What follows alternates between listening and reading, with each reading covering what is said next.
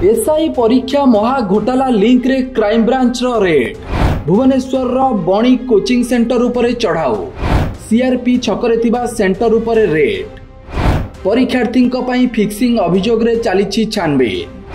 पंचसप्टर मुख्य शंकर पृष्ठीर बणिक मालिकों सह संपर्क थिबा सूचना। विजयनगर जाउथिबा परीक्षार्थी भितरु किछि बणिक कोचिंग सेंटर थिले। केते परीक्षार्थी को बणिक पठाइतिला ता आगको स्पष्ट हेबा बोली कहिले क्राइम ब्रांच डीएसपी।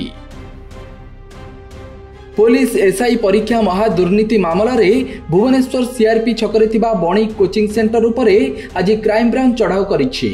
नियुक्ति दुर्नीति मामला रे लिंक थिबा संदेह रे क्राइम ब्रांच पक्षरु एही रेड करा जाइछि। बणिकर गत 5 वर्षर रेकर्ड खोजुछि क्राइम ब्रांच। अधिकारी माने एही कोचिंग सेंटर रे पसी विभिन्न कागजपत्र जांच करुछन्ति। आंध्र प्रदेश विजयनगर को स्वतंत्र कोचिंग पाई जाउथिबा परीक्षार्थी मानक मध्यरु किछि छात्र छात्री एही कोचिंग सेंटर रो रहितिबा तदंतरु जणा पड़िबा परे क्राइम ब्रांच एठारे आज चढ़ाऊ करिछि। मामला रे बणिकर किछि लिंक रहिछि कि नाही तार खोलताड़ चलिछि। चढ़ाऊ समय रे crime branch DSP Narendra Behera ई सूचना दैछन्ति।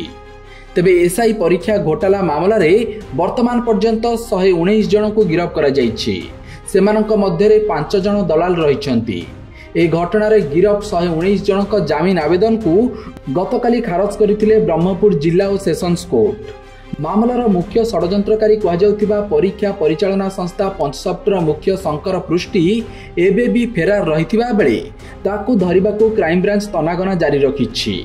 Bureau report, Satyapath news.